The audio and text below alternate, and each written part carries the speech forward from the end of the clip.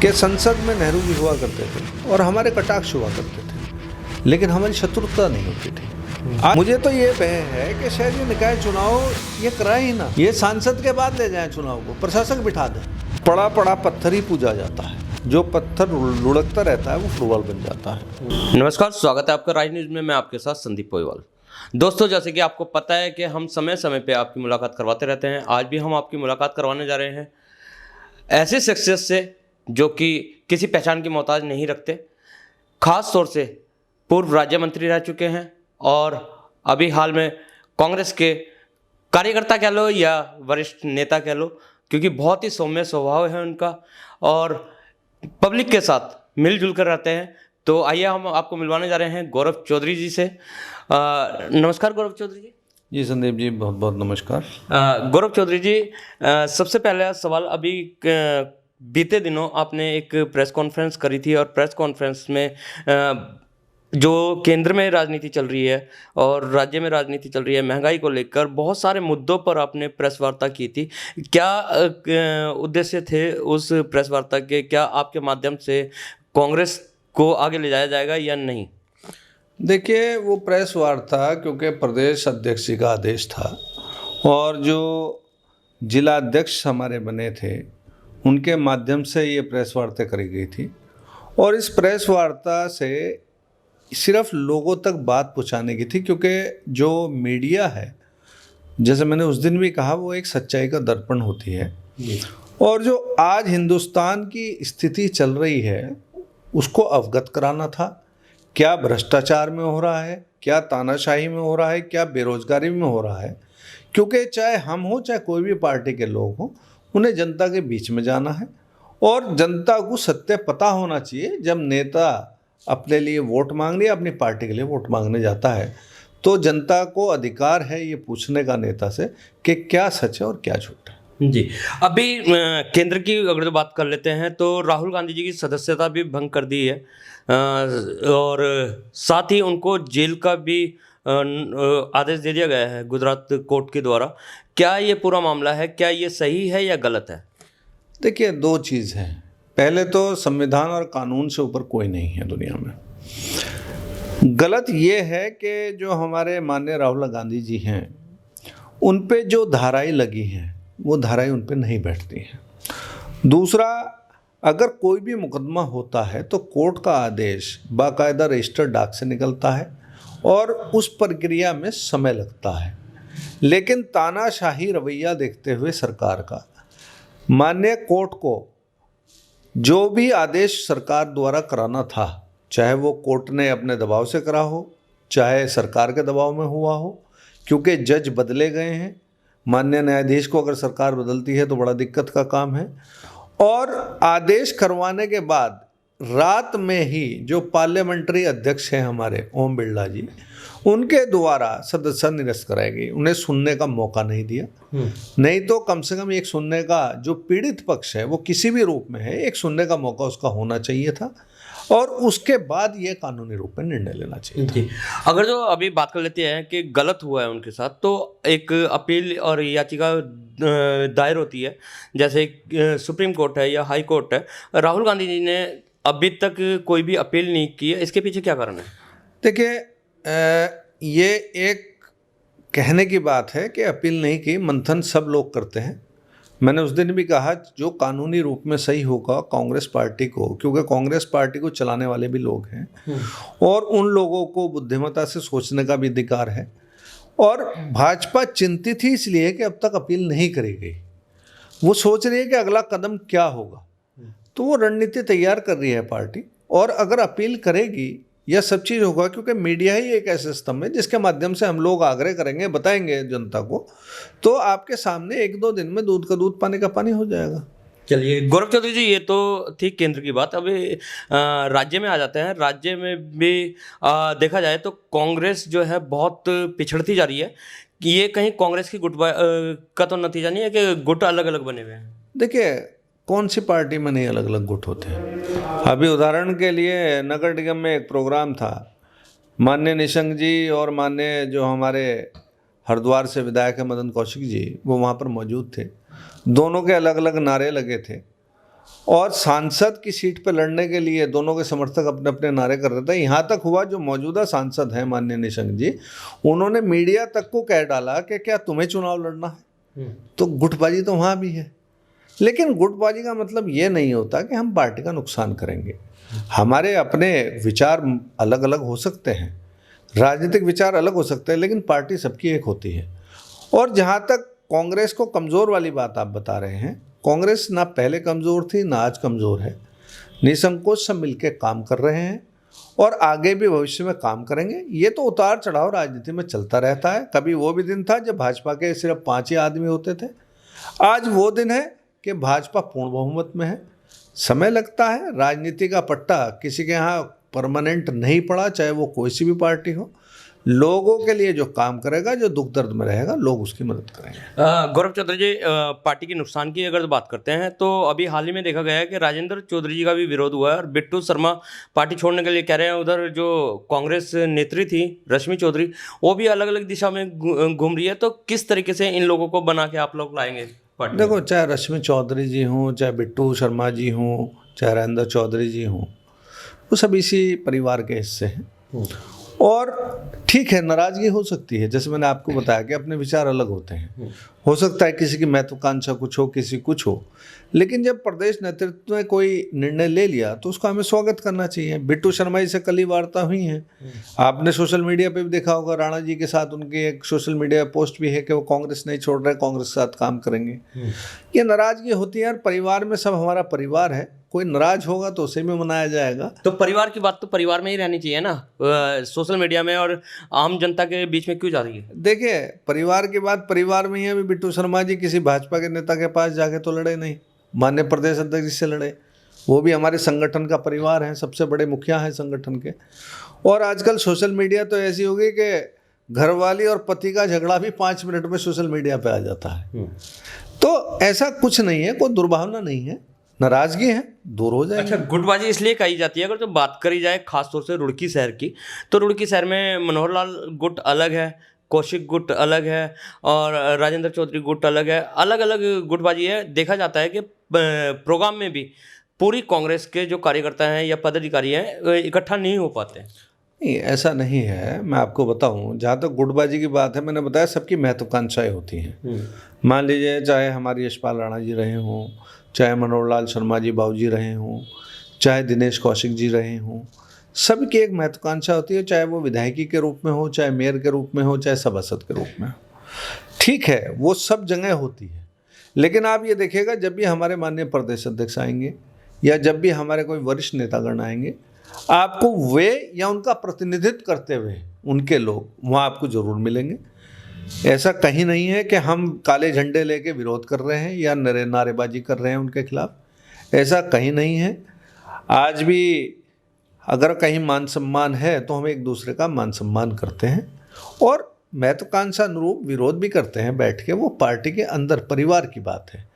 सब लोग करते हैं विरोध कि भाई मुझे विधायक का टिकट चाहिए। जब टिकट आगे बढ़ते हैं, अब संजय गुप्ता जी कभी मदन कौशिक जी का विरोध कर देते हैं कि इन्होंने मुझे हराया है, कभी कुछ करते हैं, लेकिन पार्टी तो सबकी एक ही है ना। तो ये तो परिवार की बातें तो चलती रहती हैं, आज से नहीं कई सदियों से चलती आई हैं। अच्छा, एक चीज़ और देखी गई है, पक्ष और विपक्ष।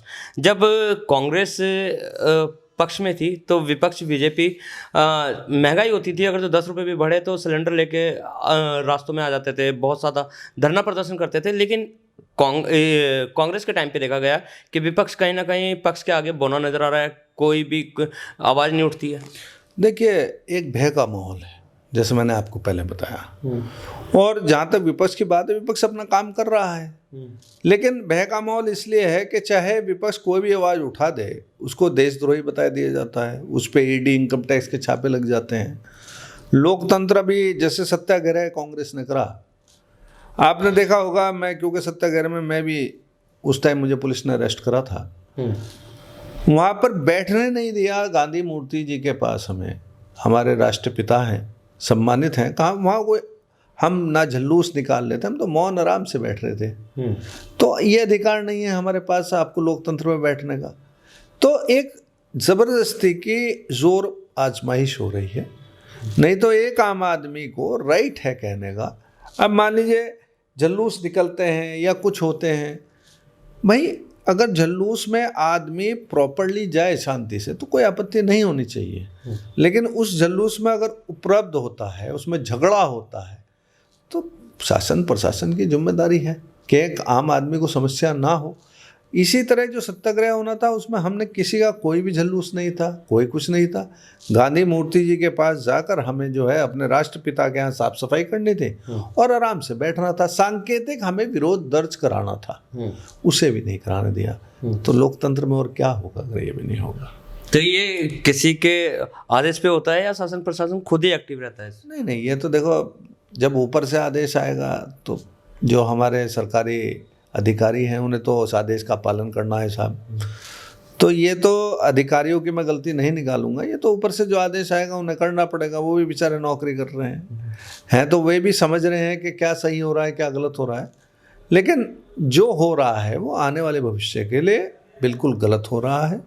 आने वाले भविष्य में एक तानाशाह शासन हमारे भारत में आ जाएगा, लोकतंत्र में कहने की बात किसी को नहीं रहेगी। तो दिक्कत हमारा विरोध इतना है, सत्ता में आज भाजपा है, कल कांग्रेस थी, हो सकता है भविष्य में फिर कांग्रेस आए या हो सकता है भाजपा फिर रह जाए। लेकिन मेरा कहना यह है कि कभी भी, मैंने जैसे बताया था कि लाल कृष्ण आडवाणी जी ने एक बहुत अच्छी बात कही थी कि संसद में नेहरू जी हुआ करते थे और हमारे कटाक्ष हुआ करते थे, लेकिन हमारी शत्रुता नहीं होती थी। आज राजनीति शत्रुता की हो गई है, आज कटाक्ष की नहीं रही है। तो ये चीज़ें सोचनी पड़ेंगी, आने वाली पीढ़ी को हम क्या देके जा रहे हैं, किस रूप में देके जा रहे हैं, हिंदू मुसलमान के रूप में देके जा रहे हैं, या इस देश को हम जिस सदी में जी रहे हैं उस देश को कैसे उन्नति शिक्षा के माध्यम से, अपने संवैधानिक हक के माध्यम से और अपने बिल्कुल एक अच्छे सोच और विचार के साथ कि इस हिंदुस्तान को कैसे हम ऊपर बढ़ाएं। एक तरफ विश्व गुरु की बात कर रहे हैं और एक तरफ हम लोकतंत्र की हत्या कर रहे हैं, तो निश्चित रूप से करनी और कथनी में फ़र्क हो जाता है। जी गौरव चौधरी जी, अगर जो बात करी जाए आप ही की, तो आप कांग्रेस सरकार में राज्य मंत्री थे, फिर बीजेपी में गए, फिर दोबारा से कांग्रेस में। क्या कारण है कि आप सत्ताधारी पार्टी में नहीं रहे जबकि बीजेपी में चले गए थे? देखिए, ऐसा था कि मैं कांग्रेस से भाजपा में गया था, लेकिन वो हमारे यहाँ कहा जाता है जब घर में कोई नई दुल्हन आती है तो उसके आने के बाद पता लगता है उसका आचरण कैसा है। तो जब मैं भाजपा में गया, भाजपा की करनी और कथनी में जैसे कहा फ़र्क था।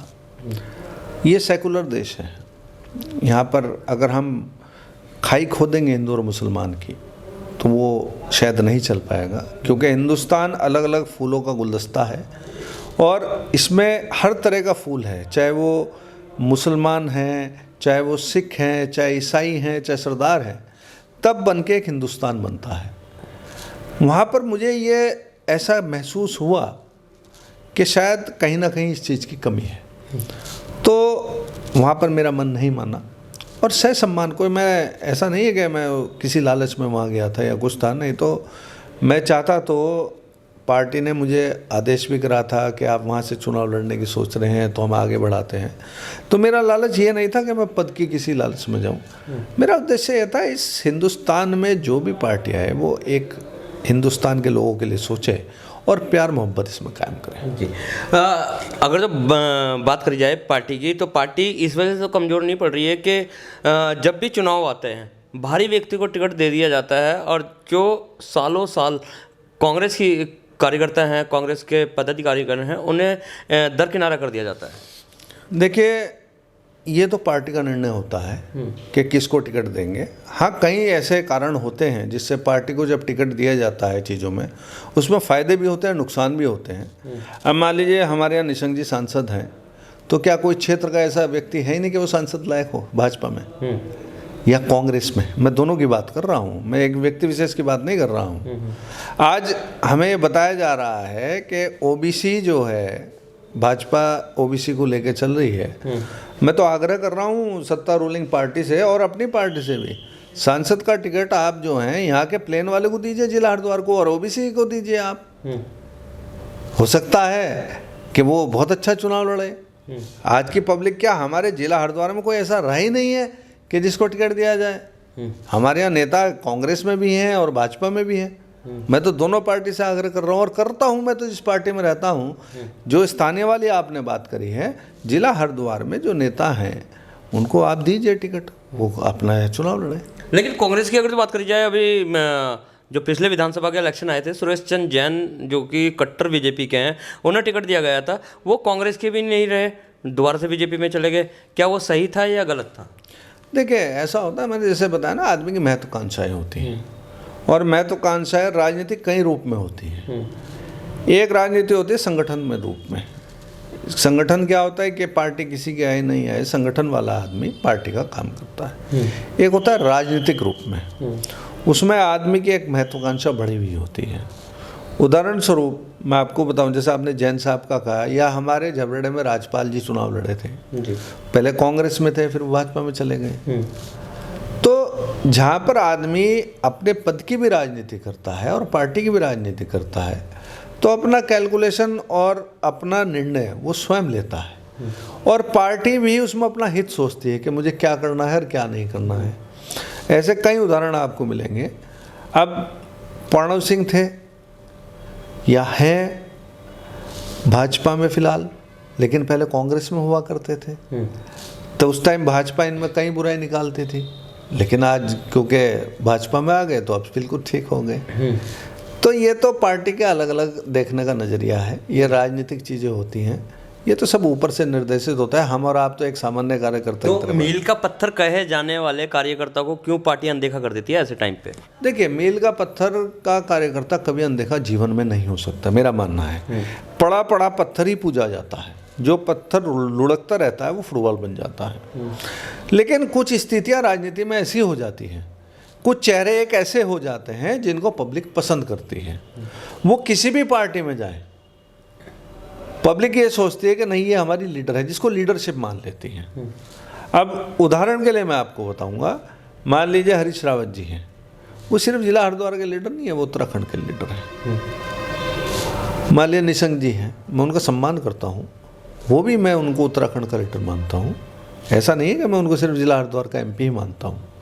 लेकिन अगर मैं भाजपा या कांग्रेस की बात करूँ, ऐसे भिन्न भिन्न नेता हैं जो अपने विधानसभा तक के लीडर हैं। अब मान लीजिए मैं खुद स्वयं को ही लेता हूँ, तो ठीक है, मैं जिला हरिद्वार तक की थोड़ी बहुत राजनीति करता हूँ। अपने विधानसभा क्षेत्र, ये 3-4 विधानसभा क्षेत्र हैं, इनकी राजनीति करता हूँ मैं। अब कोई अगर मुझे टिकट देहरादून में देने लगे तो मैं वहाँ का लीडरशिप नहीं हूँ। तो ये गुणवत्ताएं भी देखनी पड़ेगी कि राजनीतिक व्यक्ति में क्या गुण है, क्या चलता है राजनीतिक व्यक्ति, तो उसी हिसाब से पार्टी निर्णय लेती है। अभी गौरव जी, निकाय चुनाव आ रहे हैं, जो कि नगर पालिका नगर निगमों के चुनाव हैं, नगर पंचायत इसके चुनाव है, और साथ ही 2024 के भी चुनाव है। तो कांग्रेस किस तरीके से भूमिका निभा पाएगी? क्योंकि अगर 2024 की बात करें तो जो निर्दलीय विधायक है खानपुर से उमेश कुमार, वो भी सांसद की तैयारी कर रहे हैं। तो भाजपा और उमेश पे टक्कर रहेगी या कांग्रेस और भाजपा में जैसे कि चलता आया है उसी तरीके से टक्कर रहेगी? देखिए, मैं आपको एक बात बता दूं, जहाँ तक निकाय चुनाव की बातें हैं, भाजपा को बहुत अच्छा झटका लगने वाला है। ये तो कहने की बात है। भाजपा शहरी क्षेत्रों में बढ़त जरूर लेती है, लेकिन देहात में भाजपा का चुनाव हमेशा नीचे जाता है। अभी जिला पंचायत चुनाव हुए, उसमें सबको पता है कि कितना उसमें पारदर्शिता चुनाव थे। जो जीत रहे थे वो हरा दिए गए, जो हार रहे थे वो जिता दिए गए। पहली बार ऐसा हुआ है कि जो काउंटिंग हुई है वो रुकी है कई घंटों के लिए, जबकि निर्वाचन आयोग का स्पष्ट आदेश है कि किसी भी स्थिति में परिस्थिति में मतगणना रुकेगी नहीं, और जो जीत गया है उसको वहीं पर जो वहाँ का प्रिजाइडिंग ऑफिसर होगा वो वहीं पर उसका जो है सर्टिफिकेट इशू करेगा। लेकिन 2-3 दिन तक सर्टिफिकेट नहीं दिए गए, तो इसको क्या कहेंगे आप? तो ऐसे में विपक्ष कहाँ था? देखो, विपक्ष अपना काम कर रहा था, विपक्ष पे मुकदमे हुए। आदित्य राणा जी हैं हमारे, जेल गए हैं, कांग्रेस के वरिष्ठ नेता हैं, जेल गए हैं। जो विपक्ष का काम था, क्योंकि काउंटिंग की प्लेस पे ही तो विपक्ष इकट्ठा होकर हल्ला करेगा। वहाँ किसने नहीं करा? वो जो भीम आर्मी के हमारे जो ये हैं रावण जी, ये खुद आए थे मौके पे। तो अलग अलग पार्टी के जिनके कैंडिडेट लड़ रहे थे उन्होंने विरोध करा। लेकिन जब तानाशाह सरकार होती है, पुलिस के आगे किसकी चलती है भाई? उनके डंडे भी हुए, उन पर मुकदमे भी हुए, वो जेल भी गए बेचारे। तो ये जाती है, तो ये भविष्य में आपको देखना पड़ेगा। भविष्य में चलना पड़ेगा। पब्लिक सब देख रही है, सब नोटिस कर रही है, ऐसा नहीं कि पब्लिक कोई बेवकूफ़ है, पब्लिक कर रही है और पब्लिक को दिया है पब्लिक ने। अभी गन्ने के चेयरमैन जो वाइस चेयरमैन बने हैं मुकेश चौधरी, कांग्रेस के बने हैं, गन्ने का चुनाव जीता है।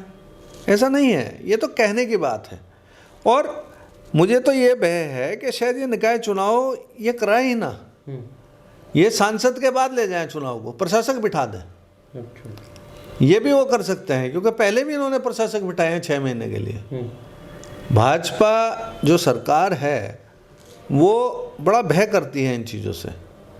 पारदर्शिता चुनाव पाइए ना, पारदर्शिता चुनाव में दूध का दूध पानी का पानी होगा। अगर कांग्रेस हारेगी तो कांग्रेस स्वीकारेगी, अगर भाजपा हारेगी भाजपा स्वीकारना चाहिए। लेकिन जनता का जो मत है वो चाहे हार में चाहे जीत में, झरवेटा सीट पे क्या हुआ, 8,000 से कांग्रेस जीती है। पिछली बार जो है वहाँ से देशराज जी जीते थे, तो भाजपा को झटका नहीं है। आज जिला हरिद्वार में कांग्रेस सीट बढ़ी है घटी है, बढ़ी है। हरिद्वार ग्रामीण में क्या हुआ, अनुपमा जी जीती हैं। ऐसा नहीं है, जनता का मत है, लेकिन अगर डंडे के जोर पर और उस पर आप आवाज़ दबाना चाहते हैं तो नुकसान देगा भविष्य में। आप बार बार जनता जानती है बोल रहे हैं, जनता जानती है, लेकिन कहीं ना कहीं जनता सब कुछ जानते हुए भी मोदी ही के नारे लगा रही है, बीजेपी के ही नारे लगा रही है। क्या इसके पीछे सबसे बड़ा कारण मानते हैं? देखिए, ये मीडिया और सोशल मीडिया का प्रोपेगेंडा है। ऐसा नहीं है कि नारे सिर्फ उन्हीं के लग रहे हैं, नारे और भी नेताओं के लग रहे हैं। राहुल गांधी जी के नारे लग रहे हैं। अभी आपने उनकी पदयात्रा देख रही, कितना हज़ार आदमी, कितना लाख आदमी साथ चल रहा था। लेकिन जो दिखता है वो बिकता है। आज पूरी मीडिया, सोशल मीडिया कहीं ना कहीं केंद्र के प्रभाव में है। अगर वो सत्यता दिखाना शुरू कर दें तो आपको पता लग जाएगा क्या है। सिर्फ आप मुझे एक बात बताइए, आज हरियाणा की क्या हालत है? आज हरियाणा में भाजपा जाती दिख रही है, कांग्रेस आती दिख रही है, क्योंकि वहाँ हिंदू मुस्लिम का फैक्टर नहीं चलता। आज दिल्ली की क्या हालत है? दिल्ली में जो पिछला चुनाव हुआ, केजरीवाल जब आए तो पूरे हिंदुस्तान की भाजपा केजरीवाल को हराने में लगी हुई थी। ऐसा कोई नहीं था नेता जिन्होंने दिल्ली में पूरा काम ना करा हो, लेकिन केजरीवाल की रिटर्न बैक हुई, क्योंकि वहाँ हिंदू मुस्लिम का फैक्टर नहीं चलता। तो ये तो सोचनी पड़ेगी ना। अब आप एक बात बताइए, बहुत छोटी सी बात बता रहा हूँ मैं। अभी हमारे यहाँ पर भर्ती घोटाला हुआ, उस भर्ती घोटाले में कौन निकले? भाजपा के लोग। और माननीय मुख्यमंत्री जी का मैं धन्यवाद दूंगा कि उन्होंने एक नियम बनाया, कानून बनाया। उन्होंने उस कानून पे ही अपना स्वागत कर दिया। अरे मुख्यमंत्री कानून नहीं बनाएगा तो कौन बनाएगा भाई? उसमें स्वागत की क्या जरूरत है? वो तो तुम्हारा काम है। अगर माननीय मुख्यमंत्री को तो कहना चाहिए, भाई भाजपा के लोगों द्वारा ये हुआ है जो भविष्य में नहीं होगा, मैं इसको अपोलोजाइज करता हूं और मैं भविष्य में ऐसा कानून, वो अपना स्वागत करा रहे हैं। तो मेरा कहना यह है, इसको सोचिए, विचारिए। आप एक प्रभावशाली राजनीति में आइए, इन राजनीतियों में नहीं आइए कमी ढूंढने के लिए। वो मेरे में कहीं ढूंढ लेंगे, मैं उनमें कहीं ढूंढ लूंगा, लेकिन उससे जनता त्रस्त हो चुकी है। जनता के पास आज अगर मुद्दे की बात करते हैं, देहरादून में इतने युवा हमारे पिटे, सड़कों पे रहे। माननीय मुख्यमंत्री अगर युवा के बीच में जाके कहते कि आप चिंता मत करिए, मैं निष्पक्ष जांच कराऊंगा, तो क्या उन्हें मुख्यमंत्री को क्या हुआ? ऐसे ही हमारे किसानों के साथ हुआ दिल्ली में। अगर मान लीजिए माननीय प्रधानमंत्री जी वहाँ जाकर अपनी बात कर लेते या बात हो जाती तो कोई दिक्कत था? वैसे ही हमारे जो अंतर्राष्ट्रीय पहलवान थे वो दिल्ली पे बैठे। एक प्रकरण नहीं है, 1000 प्रकरण बता दूंगा मैं आपको। अरे भाई, हम लोग जनता के सेवक हैं, ये हमें नौकरी मिली है, चाहे प्रधानमंत्री जी के रूप में मिली हो, चाहे मुख्यमंत्री के, चाहे विधायक के, चाहे एमपी के। जनता ने हमें प्रतिनिधित्व करने के लिए भेजा, उनकी बात उठाने के लिए। हमें उसकी तनख्वाह मिल रही है बाकायदा, तो हमें अपना काम ईमानदारी से करना चाहिए, मेरा कहना से जी। और हमारा सवाल फिर वहीं पे रह गया गौरव चौधरी जी के, अभी जो 24 का इलेक्शन आ रहा है उसमें त्रिकोणीय रहेगा कि उमेश, जैसे कि पहले भी बोला, उमेश शर्मा जी भी ताल ठोक चुके हैं सांसद के लिए, या कांग्रेस या भाजपा में ही टक्कर रहेगी? देखिए, उत्तराखंड में 2 ही पार्टी हैं, कांग्रेस और भाजपा। अब ये डिपेंड करता है कि कांग्रेस और भाजपा किसको टिकट देती है। जहाँ तक उमेश जी की धर्मपत्नी बसपा में शामिल हुई हैं, तो एक तरह से अगर उन्हें प्रभारी बनाया गया है तो जो बसपा की रीति नीति मुझे लोगों से पता लगती है कि वो प्रत्याशी वही रहेंगे।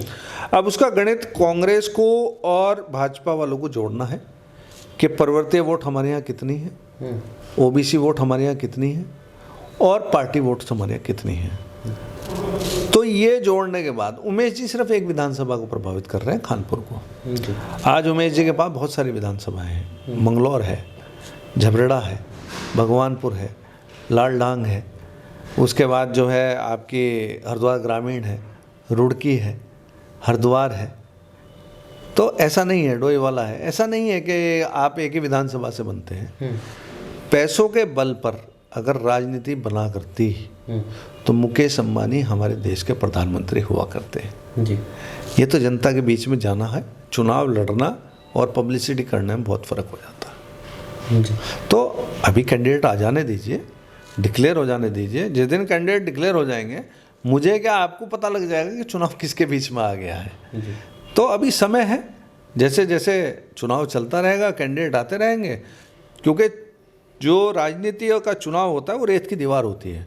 रात ही रात कैंडिडेट बदल जाते हैं तो रात ही रात चुनाव बन भी जाते हैं और बिगड़ भी जाते हैं। तो अभी एक तरफा है, दूल्हा अभी एक ही है, अभी तो दूल्हे 3 आ जाने दीजिए, बारात उसके हिसाब से चलेगी। गौरव चौधरी जी, चलते चलते एक आखिरी सवाल हमारा कि जैसे अभी राजेंद्र चौधरी जी अध्यक्ष बने हैं, नगर अध्यक्ष बने हैं, तो किस तरीके से पूरी पार्टी के जो पुराने कार्यकर्ता हैं या नए कार्यकर्ता हैं, किस तरीके से रणनीति रहेगी और क्या आप कामयाब हो पाओगे कि सारे को इकट्ठा करके करने में? देखिए, ये तो राजेंद्र चौधरी ज़्यादा बता पाएंगे।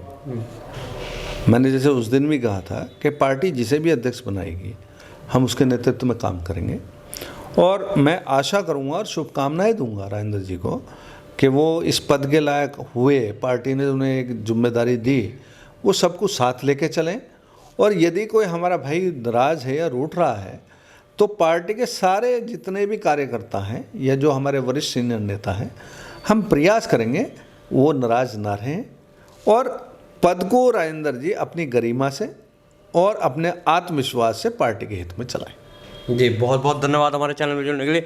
तो सुना आपने, ये थे हमारे साथ गौरव चौधरी जी, जिन्होंने बताया है कि जो इस समय षड्यंत्र की राजनीति चल रही है उसको इस बार कांग्रेस पछाड़ेगी और 2024 में कहीं ना कहीं कांग्रेस अपनी यहाँ से सीट निकाल के केंद्र तक पहुँचेगी। तो इसी के साथ बने रहिए, राही न्यूज़ में मिलते हैं आपसे इसी तरीके के खास शख्सों के साथ। जब तक के लिए दीजिए इजाज़त। जय हिंद, जय भारत, जय उत्तराखंड।